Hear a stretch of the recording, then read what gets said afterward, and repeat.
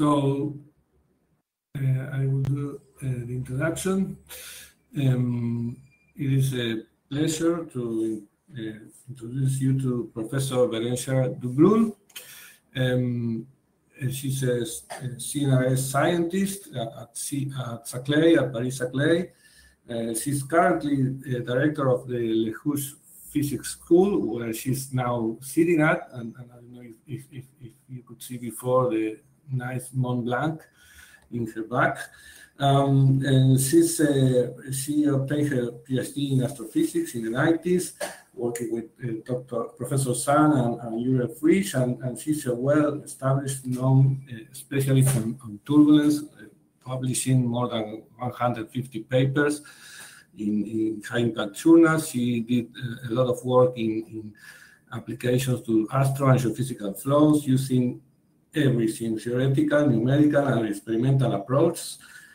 She was involved in the well-known BKS dynamo experiment and more recently in the SHREC superfluid experiment.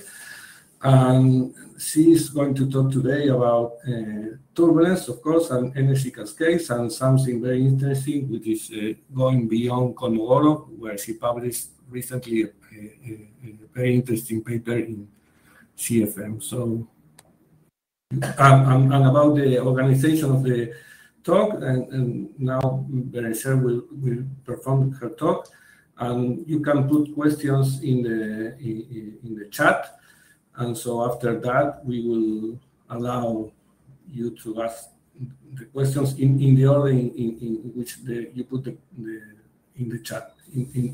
You can see all these instructions on the left. So, sorry. Okay, thank you for the introduction. Hello, everybody. Sorry for the delay. So today I will be speaking about the concept of energy cascade in turbulence. And well, turbulence for me will be the thing which is defined by the fact that you see vortices. So, of course, you see vortices at a lot of places in the universe, for example, in Jupiter, around the wings of the airplane, in the ocean, in the galaxies.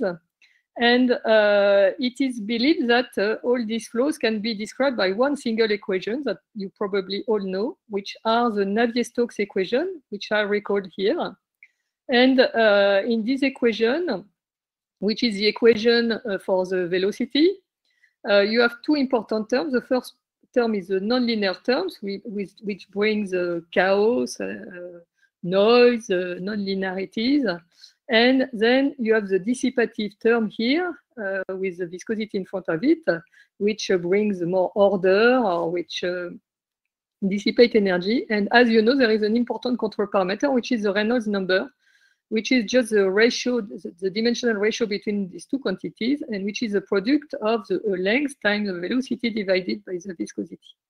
And you see that in all these kind of objects, of vortices that you see all around, especially in geophysics or astrophysics, these Reynolds numbers are enormous. And as we will see later in this talk, this will have a lot of importance regarding the modelization of these flows.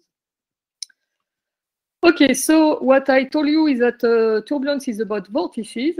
And of course, as you may know, vortices, there are a lot of them, especially in the ocean. Here you have a vision of vortices that are seen from a satellite.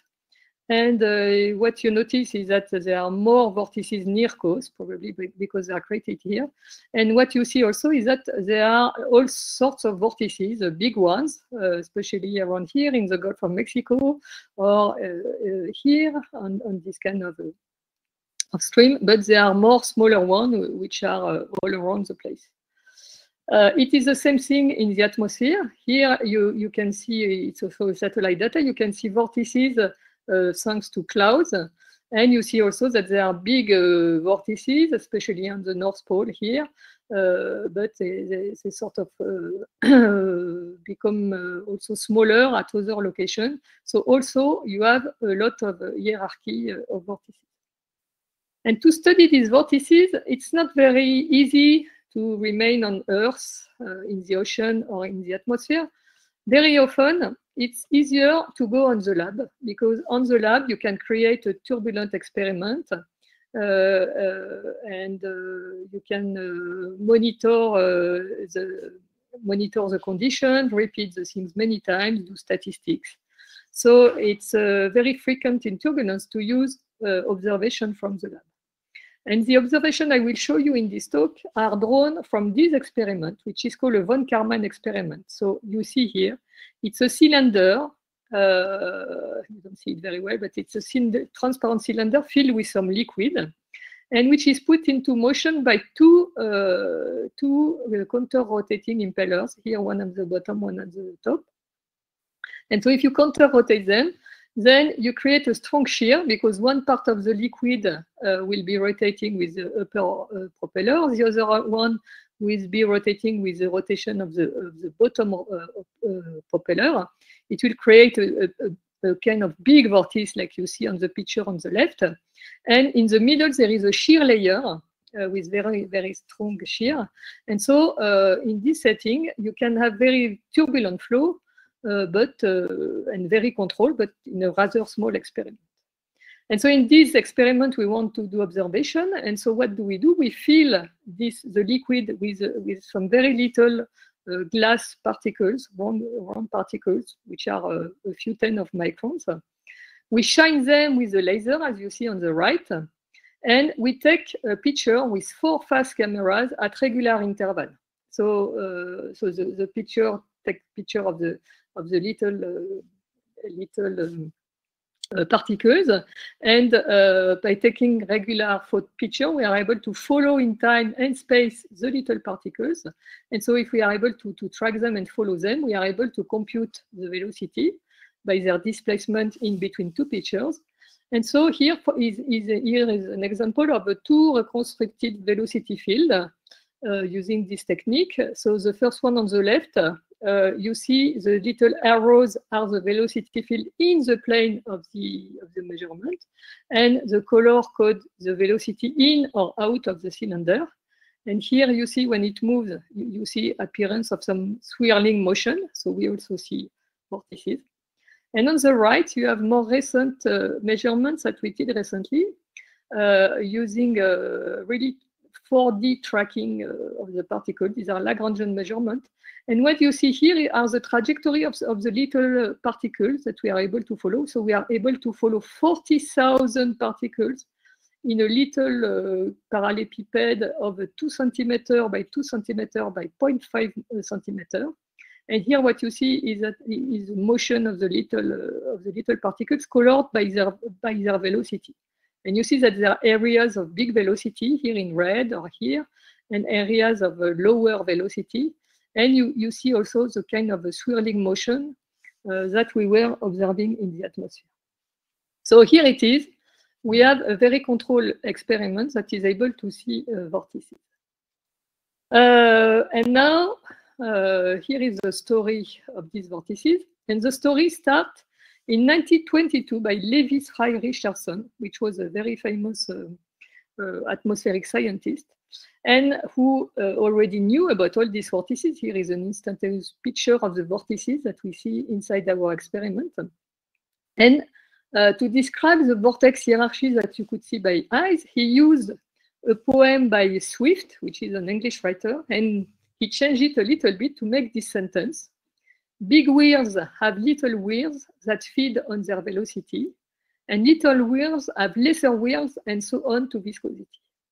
So it's a kind of, so in the poem by Swift, it was flies rather than wheels. But the idea is that, you know, there is a kind of hierarchy of vortices that all sit on the top of each other. And the smallest one are the one that feel the viscosity and that are being dissipated by viscosity. So it's a kind of poetic pictures of what's going on, but it took another almost 20 years until Kolmogorov gave a solid and mathematical background on these pictures using a very famous Karman-Haworth equation, which is derived directly from the Navier-Stokes equation that we saw on the beginning. So if we take Navier-Stokes equation and you assume only homogeneity, then you are able to derive this equation, which is called the Kalman-Lewis equation, and which is an equation about a quantity that we will see later also in the talk, which is the velocity increment delta U over a distance L. So it's just the difference of two velocities, one taken at position x plus L, and another one taken at position x. And you see the equation looks like this. The temporal variation of the average of the second moment of the velocity increment plus epsilon, where epsilon is the energy injection. In our case, in the experiment, for example, is the energy injection by the turbine, is equal to minus 1/4 of a divergence in the scale space of the third moment of the velocity increment, plus a dissipative term proportional to viscosity, and is the Laplacian in the scale space of the second moment of the velocity increment. So the second moment of the velocity increment being a kind of kinetic energy at scale L, you see this provides you a kind of energy budget at scale L of the little vortices. And so with this equation, you can play a little bit if you add two further hypotheses. So the first one, if you suppose that there is stationarity, then you can ignore the first term. The second thing is that you can try to consider what is going on in a thing which is called inertial range of scale, which correspond to scales that correspond to vortices that are too big to feel viscosity. In that case, you can also cross the second term, and then you have just a balance between this term, which includes the third order moment, and the energy injection. And so this is a very simple equation. You can actually integrate it exactly. And then you find a very important law, which is a law that is called Kolmogorov 4-third law, which means that the third order of the velocity increment is proportional to the energy injection and the scale, with a factor minus 4/3, which just comes from the 3 from dimensionality, and the 4 comes from this one. If you further assume that the vortices are self-similar, this is an assumption by Kolmogorov, then you obtain a very interesting law, is that the second order of the velocity increment is proportional to L to the 2/3, and if you take a Fourier transform, then you obtain that the energy spectrum should be equal to K minus 5/3. So Kolmogorov made this prediction in 41, you see, but it took so before I'm going about observation, let us put it with Lévi-Frey Richardson. It is just a mathematical interpretation of the poetic view on Richardson, because thanks to this law, we see that at large scale there is injection of energy through the work done on the fluid by the propeller, for example. This energy cascaded towards smaller and smaller scale following a self-similar law, and until it reaches this scale, which is the dissipative scale, and which is called also Kolmogorov scale, at which the energy is dissipated into heat. What is interesting is that this law is very important from turbulence modeling, because it sets you a kind of what kind of computer do you need to simulate numerically a turbulent flow. Indeed, here you see that there are a lot of scales that are important in our flow, a lot of scales corresponding to a lot of vortices. And these scales are between the larger scale, at which the energy is injected, which in our case correspond to approximately to the blade height. And there are vortices up to this scale here, the dissipative scale, where after that the vortices are dissipated by energy. So if you want to simulate a turbulent flow, you have to take all these scales into account. And if you want to take it into account, if you want to discretize your numerical simulation to be able to simulate all these vortices, then you need per direction L, the larger scale over the dissipative scale grid point. And in 3 dimensions, it means that you have L over eta to the third grid point to put into your simulation if you want to simulate your flow. So in our experiment, if we go towards moderate Reynolds number, 6,000 is just the beginning of turbulence. Then what is nice is that the number of degrees correspondence is 10 to the 7, which is a big number. You need a very big computer, but you are still able to simulate the flow by direct numerical simulation.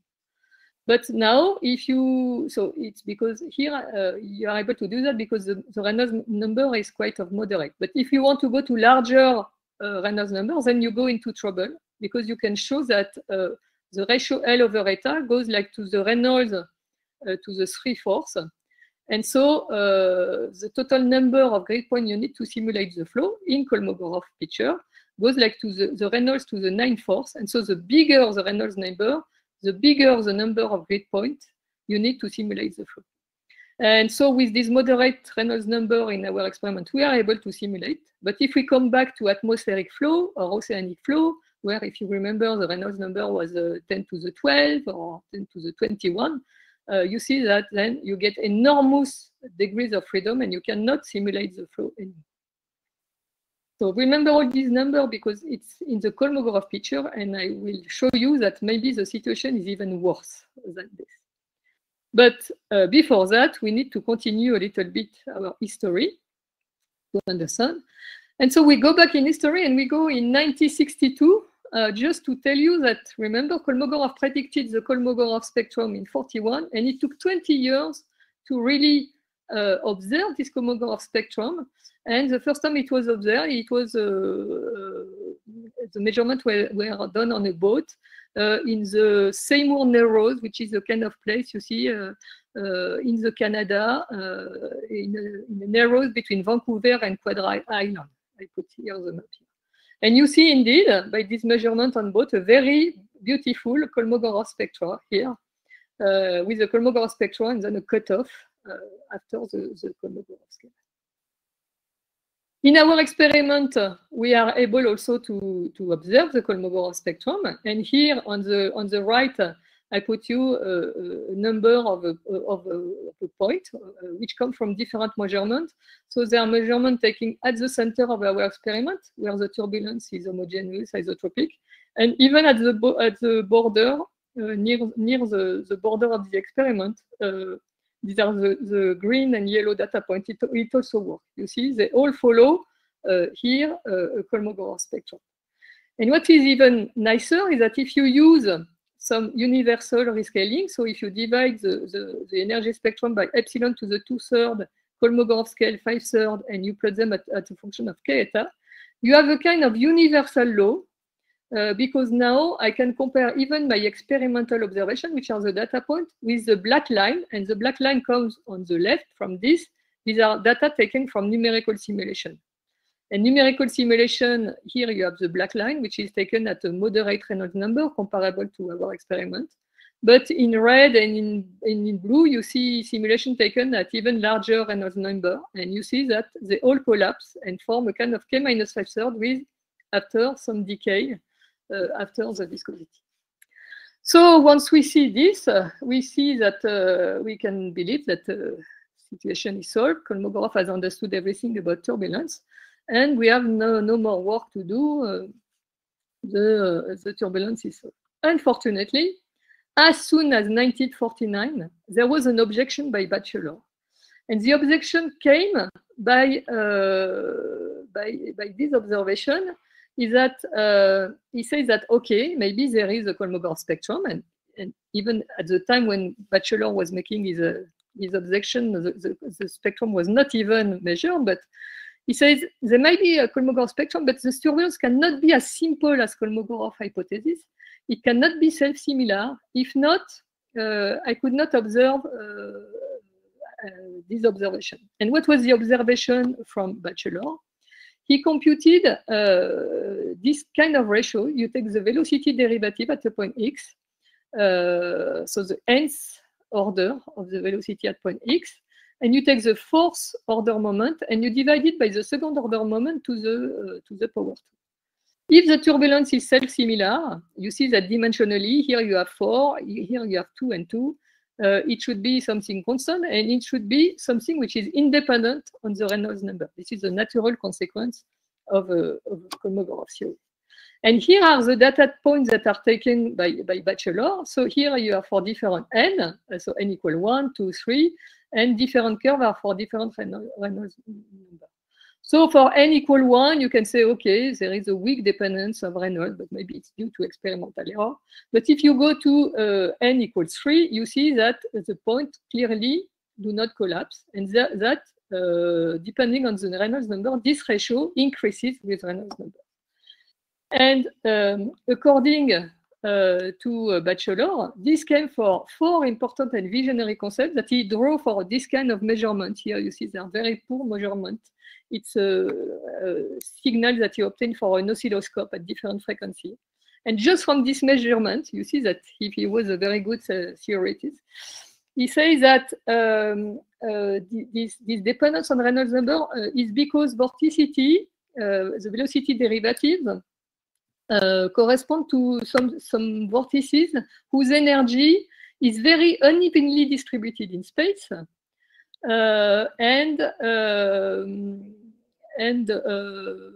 that the velocity order derivative change a lot with the Reynolds number. So, so I don't know if you are able to derive the fact that the vortices that correspond to large derivative are unevenly distributed in space just from these things.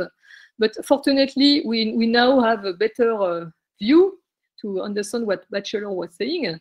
And here is an example taken from numerical simulation of our flow. Here you see a component of the velocity in between the two blades. And here is a view of the vorticity, the most intense vortices at small scale that we observe in our experiment. These are, you can plot them using something which is called the Q criterion, but what you see here is a kind of spaghetti soup, you know, a lot of vertical things that are, as Batchelor was saying, very unevenly distributed in space, elongated. They have a dimension between 1 and 2. Well, it's really a mess, and it's not homogeneous at all. And so Batchelor was right. And of course, in 1950, Landau made another objection, probably motivated by what Batchelor says. He says, okay, here you are speaking about dissipation, but about vorticity. But if you look at dissipation, and here you see a field of dissipation in a numerical simulation, or here a field of dissipation in the ocean, colored by blue, and you see that the dissipation is not at all homogeneous. For example, on the Earth, you see that the dissipation is much larger near the coast than in the middle of the ocean. While you say that in the ocean, we measure the Kolmogorov -5-thirds spectrum. So Landau says dissipation is highly inhomogeneous, so self-similarity, I don't know how it could be self-similar. So I don't understand why Kolmogorov made his self-similarity hypothesis, and it's very strange that it works. And indeed, later, based on Landau objection, people try to understand and to see whether turbulence was self-similar or not. And a good way to do that, in fact, is to look at the different moments of this velocity increments that we saw previously. So according to Kolmogorov law, the third order of the velocity increment goes like L to the 1. The second goes like L to the 2/3. So if you generalize the p moment of the velocity increment, if the velocity is self-similar, it should go like L to the p/3. So is it observed or not? Well, here is an example of measurement in our experiment. So you see the different color code, the different structure function, p equal 1, 2, 3, 4, 5, 6, 7, we go up to 9. And this is a log of this quantity, SPL, as a function of log of the scale, of the velocity distance. And you see that indeed, at least, it's scaled like a power of L. Here, in all this range of scale, we have a scaling with the power of L. But if now I measure the exponent, and I report it on this plot, so I measure the exponent of order 1, 2, 3, 9. These are the little stars. You see that at small n, at small order 1, 2, 3, it's okay. It falls on the line n over 3. And here the 3 points here are the prediction by Kolmogorov, if you want. But if you go to large value of the increment, of the order of the velocity increment, you see that it deviates, quite frankly, from the self-similar law. So indeed, Batchelor and Landau were right to say that turbulence, even if there is a hierarchy of case, it cannot be self-similar at all. It is not self-similar at all. So, of course, Kolmogorov was a big man. So after hearing Landau objection, understood it, etc., he had a student called Obugov, with whom he discussed, or they made separate model, but taking in between, they changed a little bit the Kolmogorov hypothesis to try to take into account the fact that energy is very inhomogeneous. And so they replace the global scaling hypothesis, which says that delta U square equal epsilon L, with epsilon is a constant, by a local scale, that is the velocity increment at scale L is a product of the energy dissipation at scale L times L to the power 1/3. And so if you use these things and you average, you obtain that the velocity structure function of order L should be the P over 3 moment of the local energy dissipation at scale L, which is very intermittent, which has a distribution, it's not a constant, times L P over 3. And so if you say that this thing is also locally scaling, like with the function T over P of 3, then you have correction here, T P over 3, that are induced by the non-homogeneity of the energy dissipation. And Kolmogorov and Obukov made a second assumption that the local dissipation has a log normal distribution. So nobody quite knows why he did this hypothesis. But if you do this hypothesis, then you are able to compute exactly this function T P over 3, and you can show that it has a quadratic behavior.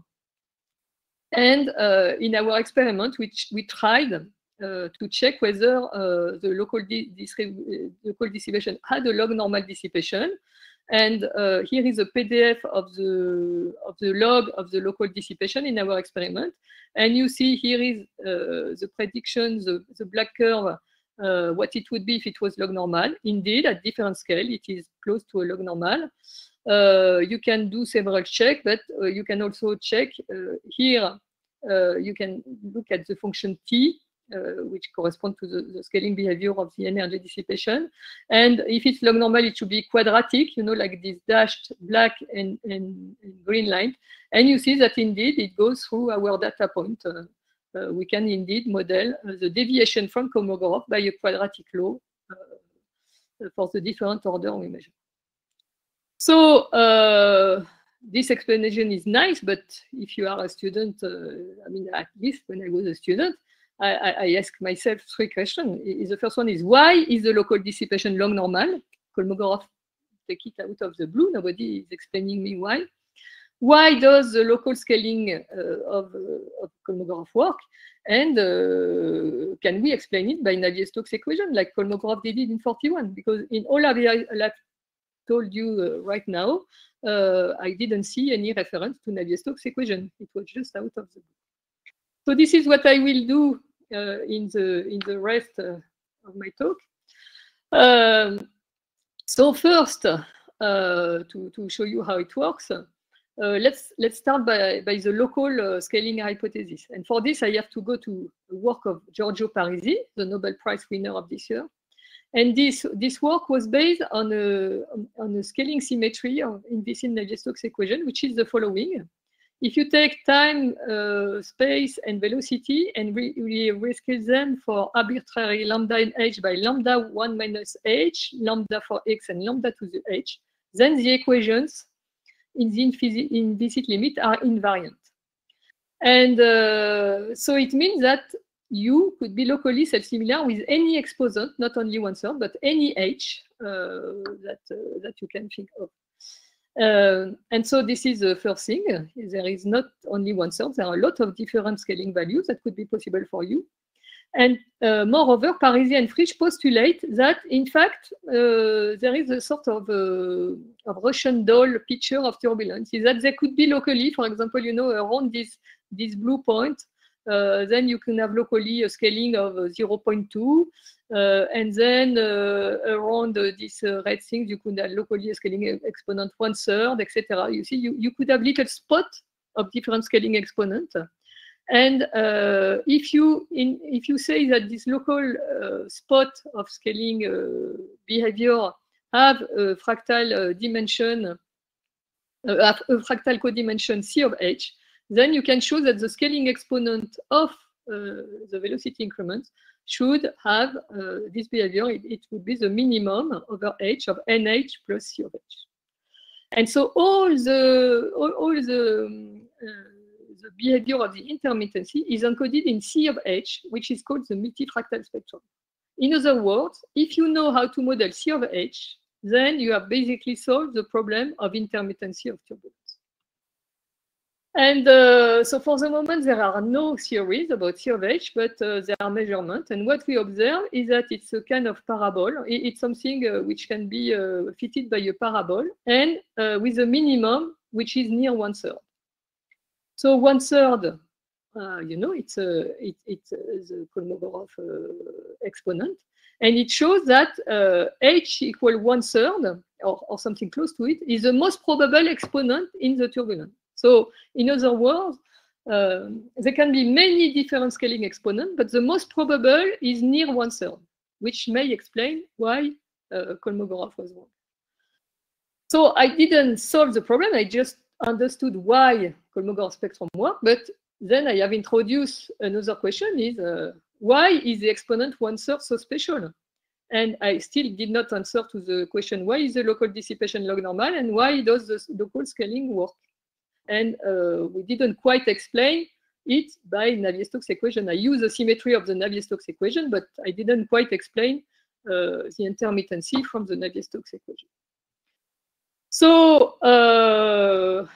I will spend the rest of my talk trying to find answer to all these questions.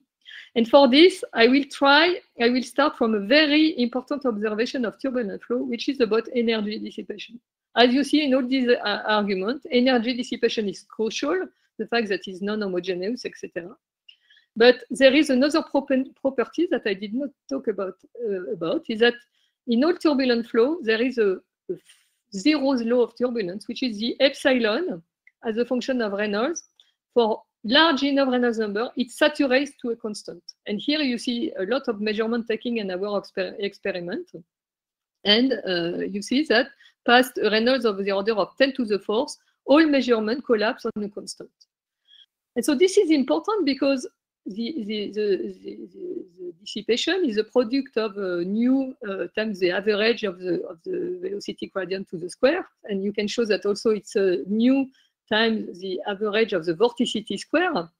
And so if the velocity, the energy dissipation is constant, you see that vorticity square is energy dissipation divided by nu. And if the epsilon doesn't depend on nu, it means that in the limit nu tends to 0, omega square tends to infinity.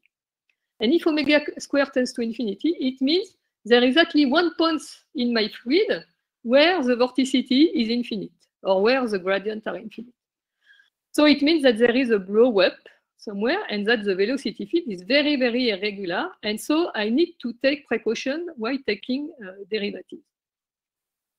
And so in the rest of the talk, I will discuss things about a local energy budget that is derived from Navier-Stokes equation, but taking precaution because the velocity derivatives can be infinite. And if you do that, and this was done in 2000 by Raoul Robert and Jean Duchon, then you obtain this local energy budget derived from Navier-Stokes equation, but taking into account the fact that velocity field could be singular. And you obtain this energy budget that is very special. So the first one is very classical, time variation of the local energy dissipation. Here is a flux term. It's all very, very classical. Here is energy dissipation by viscosity. This is all very classical. All these three terms, you probably saw them in your study. But there is the apparition of a new term, d of u, that probably you never saw in your study. And this d of u is the following. It's a limit as L tends to 0 of the product of the third order velocity increment times the derivative of a test function, phi of L, which is just there to take into account, to deal with irregularity of the velocity field. So it is something that is not important in the rest of the talk. You can think, for example, it's a kind of Gaussian or something, but all I will be discussing does not depend on the shape of phi of L. That's obvious. And this term is special because, and probably you never saw it, for the following reason. If you assume that locally delta U goes like L to the H, then d of U should goes like L to the 3H minus 1. The 3H comes from the third order of the velocity increment, and the minus 1 comes from the velocity, the derivative of the test function. And so if the velocity is regular, then you can easily show that delta U, if you do a Taylor expansion, goes like L times the derivative of U. And so H equal 1. And so you see that d of U is the limit as L tends to 0 of L square. And so it tends to 0. So for a regular field, this d of U does not exist. And that's probably the reason why you never saw it in your studies, because if you assume that turbulence is regular, then there is no dissipation, no additional term. But if the turbulence can be singular in the limit nu tends to 0, then the situation can be different, because now imagine that you have a fluid that is such that H is less or equal to 1/3. In that case, the exponent is negative, and the limit L tends to 0 blows up. And so d of U can be finite. This means that you can have a dissipation through the singularities, even in the absence of viscosity. You see that there is absolutely no viscosity here. You can cross out this term, don't consider it. If you have strong enough singularities, and strong enough, by this I mean that H is less than 1/3, then you have a dissipation by irregularity. And this was postulated already in 1949 by Lars Sonsager, following this sentence. And at the time when he spoke about this, nobody understood what he was meaning, but he was really meaning this. Of course, if you have a singularity which is not so strong, that is, if H is bigger than 1/3, then the exponent here is still positive, and so the limit of d of U will still be 0. So you see, you have two kinds of singularities: those with bigger than 1/3, in which the fluid is singular but not enough to have a special dissipation, and those with H less than 1/3, in which the singularities are so strong that they can dissipate energy without viscosity. And so if they dissipate energy without viscosity, they may be responsible from the saturation here of the energy dissipation, because this is a dissipation without viscosity. So you see that it's very important. And here you see the importance of the 1/3. Here you see again the exponent 1/3. And you see that it is very special because it divides the space between dissipative singularities and non-dissipative singularities. And you see that this remark comes from an analysis of Navier-Stokes equation. So what I'm going here is to try to understand how we can use this additional energy dissipation, and especially by looking at this term here as a function of L, this quantity integral of the gradient of phi L delta U cube, before taking the limit L tends to 0. And to understand what is going on, I will take a very simple case in which the velocity field has a very strong derivative. It corresponds to H equals 0. It's a jump, okay? And for example, you can get that from Burger's equation here. So when the velocity has a jump, which corresponds to H equals 0, here on the bottom, I have computed this quantity di of L. So as a function of X and as a function of L. And you see that this quantity d of L, it is 0 below and above 0, far away, in these places where the velocity field is linear, so it is completely irregular. So it is 0, as we say. But you see that it becomes big at the location of the singularities. And as long and you decrease the scale, and it gets stronger and stronger, and it makes a little arrow that points toward the singularity. So this is the situation of a true singularity, but what is even better is that even if it's not a real singularity, for example, even if I smear out the singularity, then when you tend to real small scale, then this quantity d of L tends to 0, meaning that there is no singularity. But you see that for a certain range of scale, it has become very large. And so it really, this quantity di of L really acts as a singularity detector.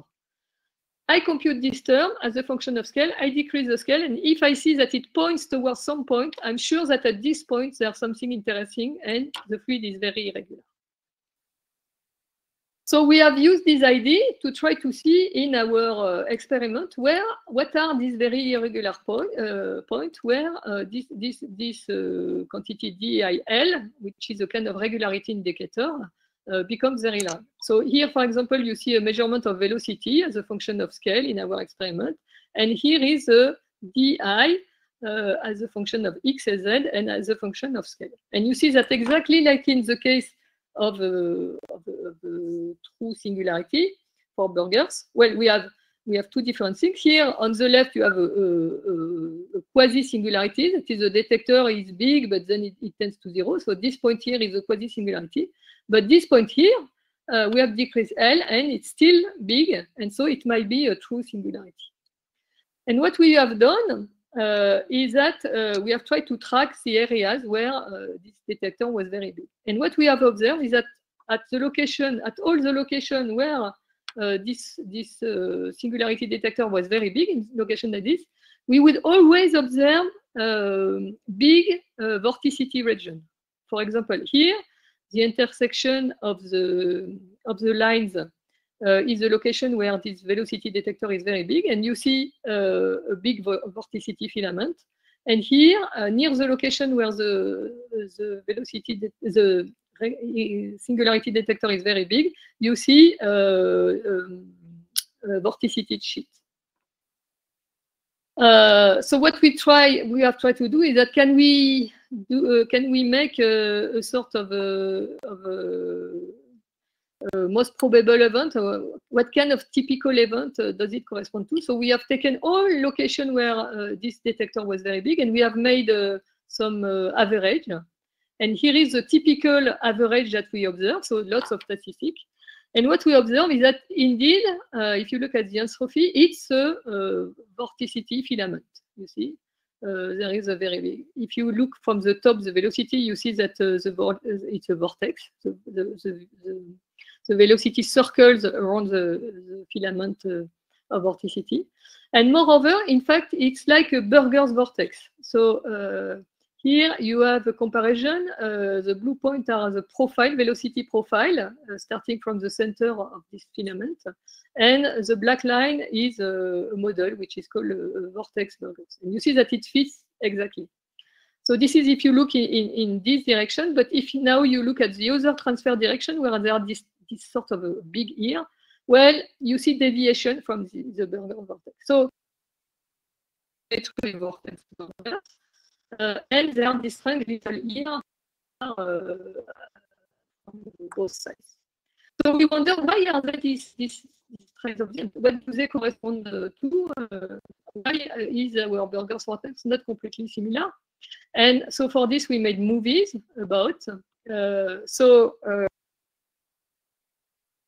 Red, you see vorticity contours, and in blue you see the vorticity, the singularity detector. And what you observe is that whenever there is a kind of interaction of vortex, then the singularity detector is very big. And here maybe you see it maybe better with in pink we have added trajectories of particles, and here you see very clearly the interaction or reconnection of two vortices, and you see that the regularity detector has lighted just at the location of interaction between the two vortices. So it means that these very irregular places are linked with reconnection. And if it is true, it's very interesting because it has been observed.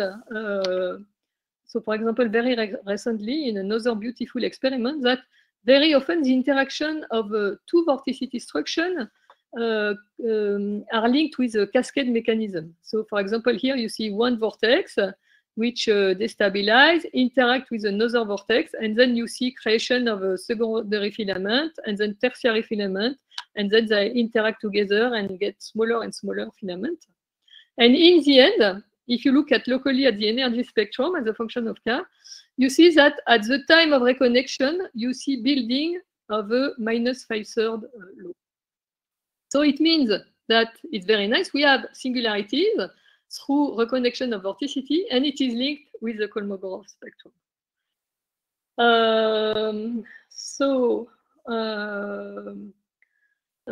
This means that if it is true, if we want to understand intermittency, we need not to do a global approach like Kolmogorov did, but we need to do a local approach. And so what we can do is restart the analysis that Kolmogorov did at the beginning, starting from Navier-Stokes equation. But instead of doing a global average, we do a local average, local scale average, by using wavelet transform. And if you do that, all the detail I've given in my either in this paper or in my GFM perspective, then you get a slightly different picture from Kolmogorov, is that the variation of the local energy is equal to a flux term, and then you have two terms. The first one is the one we have already seen, the little singularity detector, which in fact in this picture corresponds to a local energy transfer between the scale. And then you have a factor which comes from dissipation, and we call it d of nu. And why is this thing interesting? Because now you can do dimensional analysis, and you say that, as we have seen before, d of L scale like L 3h minus 1, if delta u is a singularity of strength h, but d nu now scale like nu L to the 2h minus 2. And what is interesting to observe is that the ratio of the two terms become 1 for a scale, which I have computed here. I call it eta h, which goes like the Reynolds number to the -1 over 1 plus h. So what does it mean? It means that above these scales, the velocity is irregular and scales like L to the h. So it is a kind of quasi-singularities. And when you go towards small enough scale, then viscosity takes over and regularize your scale, so at your velocity field at the scale eta h, and then the velocity increment goes like L, and di tends to 0. So here is the picture. Di goes like L3 to the minus h minus 1 up to this local regularizing scale, which depends on h, and then it goes like L square. And if you look at the behavior of d nu, the dissipative, it increases like L to the 2h minus 2, and then it becomes constant. And it means that from now on, all the energy is taken by the dissipation and transmitted at a constant rate towards smaller scale. This little behavior shows you that there can be no singularities in Navier-Stokes except for the special case where h is equal to -1, because if h is equal to -1, then you say that eta h is equal to 0, in fact. And so it means that for h equal -1, the viscosity, the singularity is so strong that it cannot be regularized by viscosity. But, and you notice also that for h equal 1/3, then you recover the Kolmogorov scale. So we can play this little game, for example, in our very strong structure to see if this local energy budget is valid. And here is an example of the local energy budget that I have done. So the little triangle are the di term, the little square are the d nu term, the little square are the d nu term. And if you fit with this power law, you say that this local this structure, which corresponds to a very strong di, has an exponent of h equal 0.2. So 0.2 is less than Kolmogorov. It's a dissipative quasi-singularities, because now what I know is that if I go to small enough scale, this will be regularized.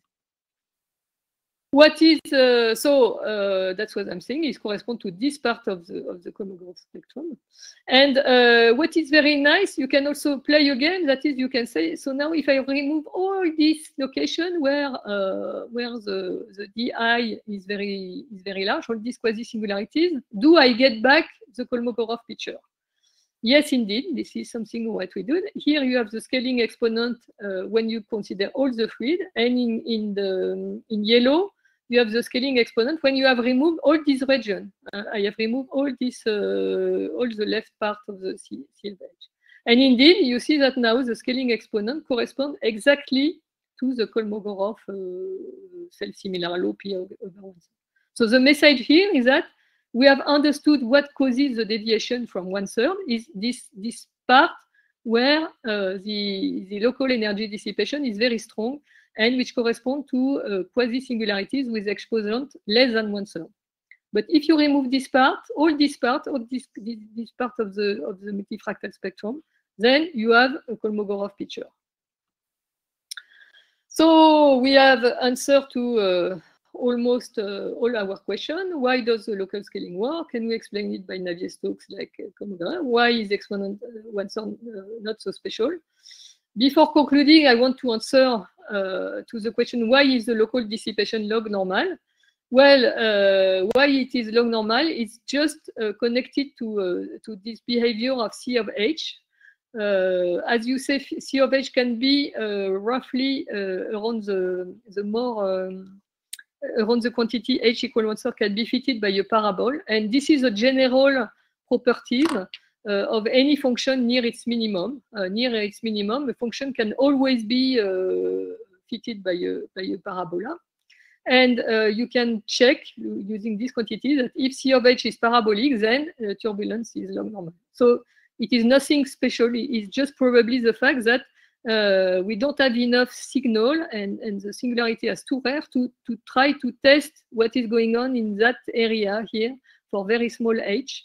And maybe if we were able to have enough statistics to test h that are below 0 even, maybe we would start see deviation from log normal. So I am almost done. The modern view is the following. We have reframed Kolmogorov theory to take into account the irregular and localized character of small scale. We have defined a scalar indicator to explore the nature of small scales in experimental and numerical simulation done to the Kolmogorov scale. We have seen that there are coherent structure that can be footprint of dissipative singularities of Euler equation or singularities of Navier-Stokes. And we have shown that these structures are also connected to intermittency. And now I want just to conclude by showing you that if they exist, and our experiment seems to show that they exist, it is a bad news from people doing numerical simulation because it means that this estimate here is the estimate I did before is not valid, because the estimate I did before was based on the fact that the strongest quasi-singularity is 1/3. But now, if I look at my observation, you see that I have been able to observe something which is even of the order of 0. And if I extrapolate, if I have a codimension 3, it means that there are localized points where the scaling exponent could be as small as minus 0.2. And if it's equal to minus 0.2, it's about minus 1.5. It means that the smallest scale that you need to simulate is Reynolds to the minus 4/3. And so it means that even at this low Reynolds number, for example, in my experiment, the number of grid points you need to compute is not 10 to the 7, but 8, 10 to the 12. You know, it's 10, 5 more. And so it means that if we want to capture all these very important events, they are important for the dissipation and for the intermittency. It means that maybe we have to refine our numerical simulation so strongly that there is no hope we can observe it by direct numerical simulation.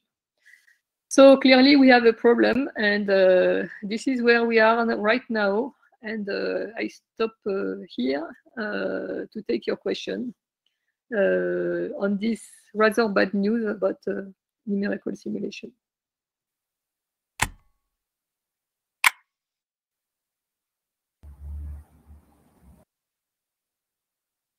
Okay. Well, are there any questions?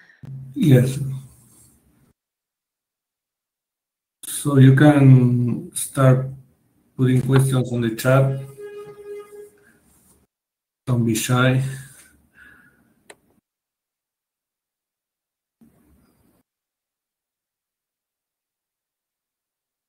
Well, until someone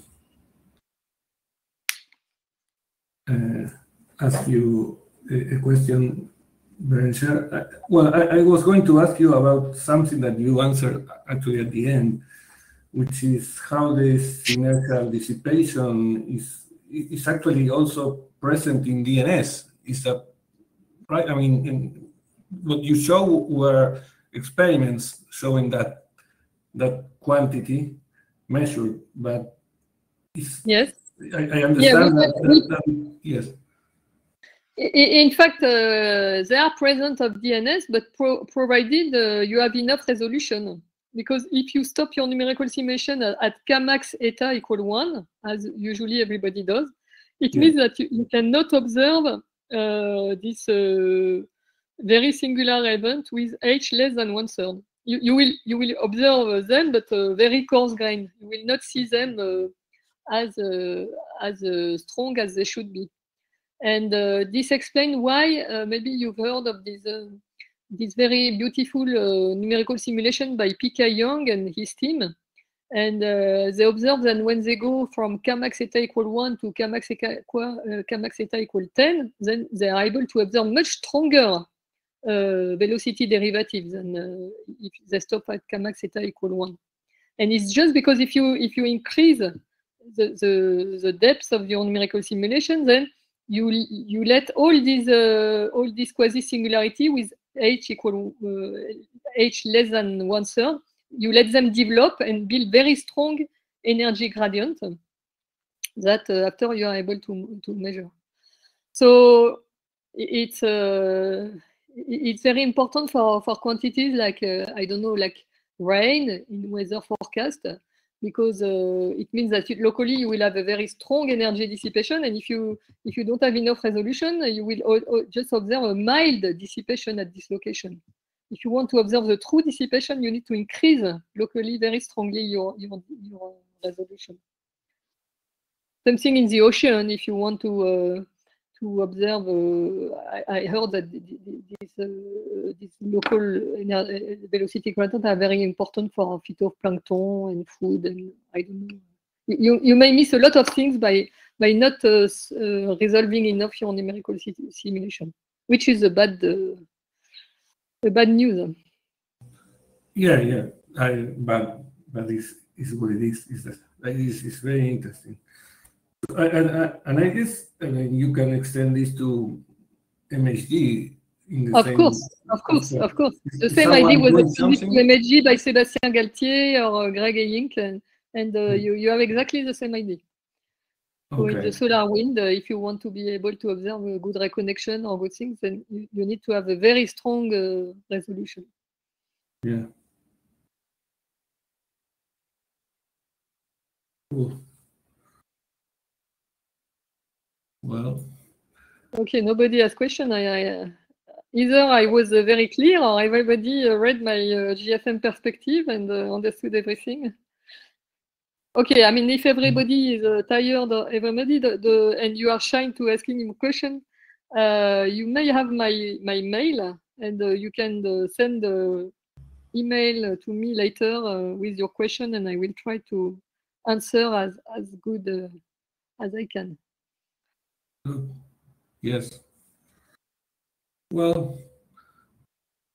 You are now unmuted. Yes.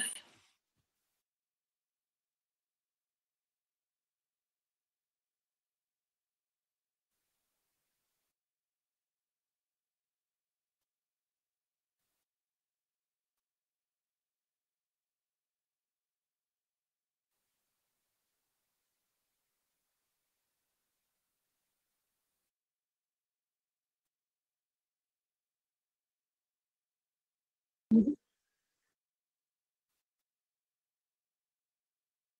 No problem. Yes.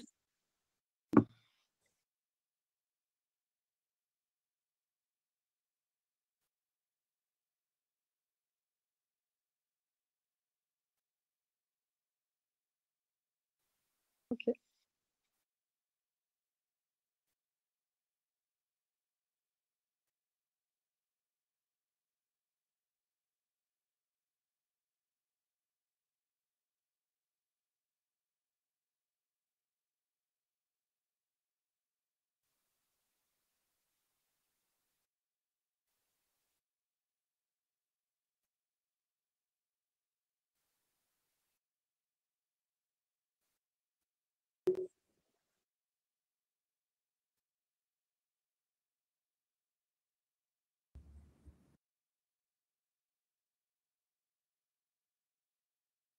Yes.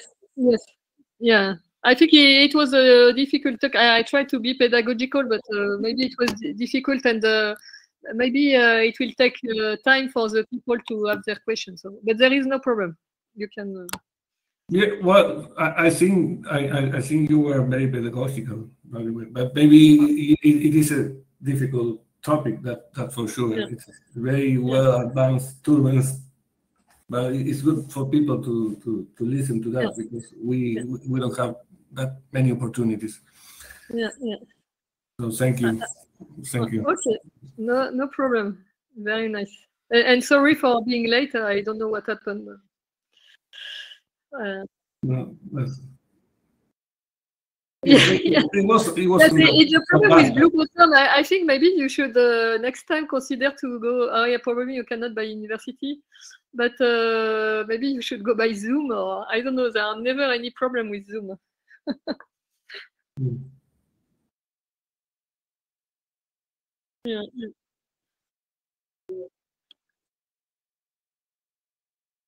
Yeah.